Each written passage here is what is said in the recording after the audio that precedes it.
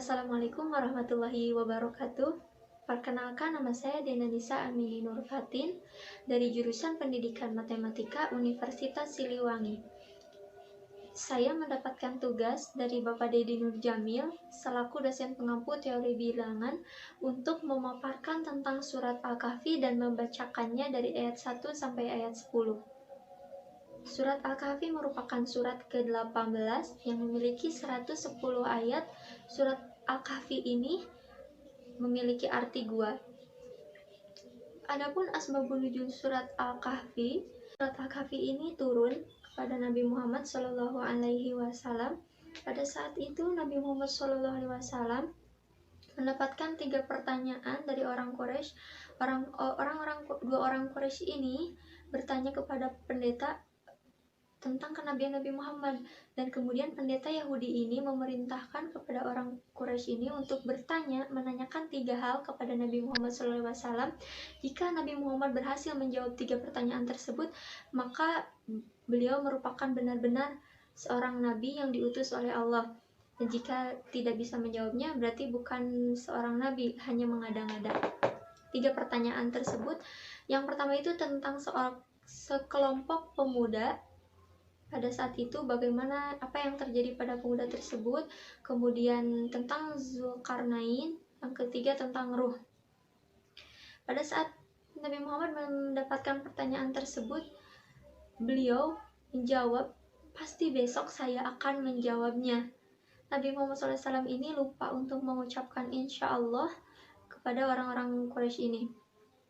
Setelah lama 15 hari, Rasulullah SAW tidak kunjung mendapatkan wahyu tentang 3 pertanyaan yang diajukan oleh orang Quraisy ini. Kemudian Nabi Muhammad SAW bersedih, gelisah, kenapa kok Allah belum menurunkan wahyu? Pada akhirnya, pada suatu malam Rasulullah SAW mendapatkan wahyu tentang surat Al-Kahfi ini, dan bisa menjawab ketiga pertanyaan tersebut. Itulah sebab turunnya surat Al-Kahfi ini. Dalam surat Al-Kahfi ini ada diceritakan 4 fitnah. Yang pertama ada fitnah agama, fitnah harta, fitnah ilmu, dan juga fitnah kekuasaan. Fitnah agama ini diceritakan pada kisah Ashabul Kahfi, sekelompok pemuda. Sekelompok pemuda tersebut diperintahkan oleh raja yang kejam, Raja Dicyanus yang zolim, yang memerintahkan kepada seluruh rakyatnya untuk tidak beriman kepada Allah.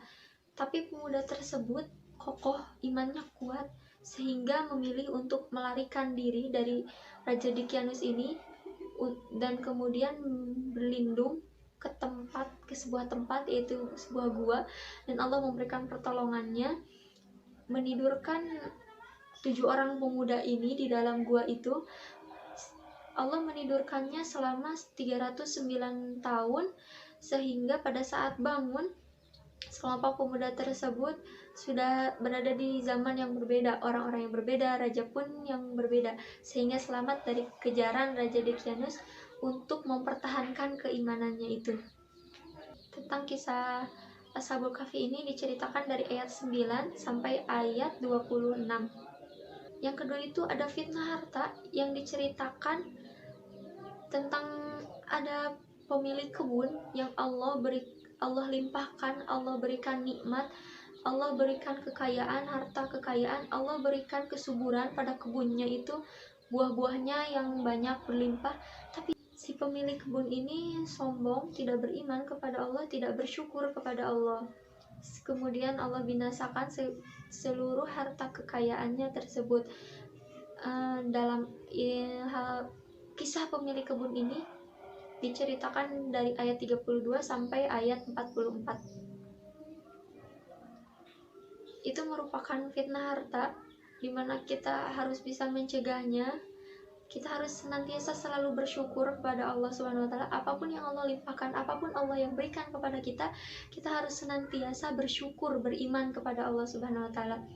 Mau sebanyak apapun harta Allah yang berikan kepada kita harus senantiasa bersyukur, harus selalu berbuat baik, berbuat amal. Karena semua harta yang Allah limpahkan kepada kita itu merupakan sebuah titipan. Kita harus ingat bahwa dunia ini merupakan perhiasan, dunia ini merupakan sendal gurau. Kita dituntut untuk selalu berbuat baik, berlomba-lomba dalam kebaikan. Jangan sampai terlena oleh harta kekayaan.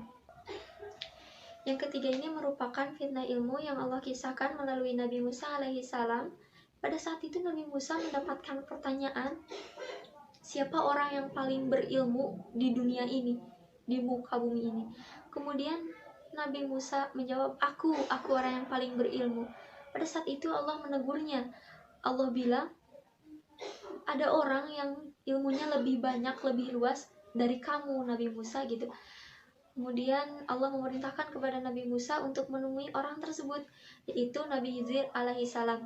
Nabi Musa alaihissalam ini kemudian bertemu dengan Nabi Khidir alaihissalam untuk belajar lebih banyak. Kemudian Nabi Musa menyadari bahwa ternyata ada orang yang ilmunya lebih banyak dari dia, yaitu Nabi Khidir alaihissalam. Ini merupakan fitnah ilmu yang kita harus bisa menghindarinya. Semakin banyak ilmu yang kita punya, harusnya kita membuat semakin tawadu kepada Allah, harus semakin rendah hati. Jangan sombong atas ilmu yang kita punya, karena ilmu itu pun dasarnya dari Allah.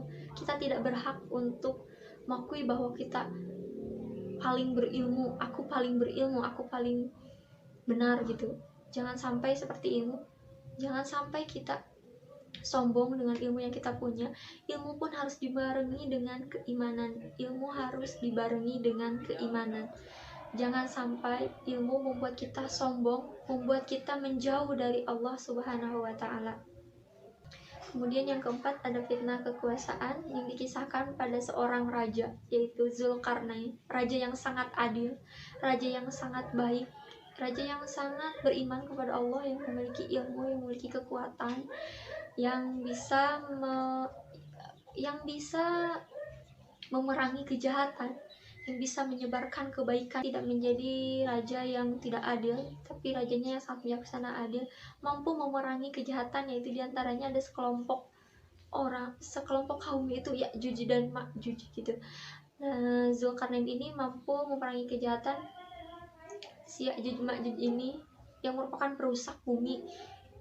Zulkarnain ini membangun benteng untuk menghalangi Ya'juj Ma'juj melakukan kerusakan ini. Zulkarnain diberikan kekuasaan oleh Allah Subhanahu wa Ta'ala, dan dia mampu bertanggung jawab amanah terhadap kekuasaannya, tidak sewenang-wenangnya, tidak zalim terhadap rakyatnya, mampu menyebarkan kebaikan. Zulkarnain ini terhindar dari fitnah kekuasaan. Harusnya seorang pemimpin seperti itu, seorang pemimpin harus bisa terhindar dari fitnah kekuasaan. Nah, selain asbabun nuzul surat Al-Kahfi, di dalam surat Al-Kahfi ini terdapat keutamaannya jika kita membacanya. Apalagi keutamaan membacanya ini pada hari Jumat ya. Yang pertama itu keutamaannya, jika ada orang yang membaca surat Al-Kahfi ini, maka dia akan disinari oleh Allah Subhanahu wa Ta'ala, diampuni dosanya di dalam 2 Jumat gitu. Kemudian keutamaan yang lainnya juga bisa terhindar dari fitnah Dajjal bagi orang yang menghafalkannya dari ayat 1 sampai 10 gitu.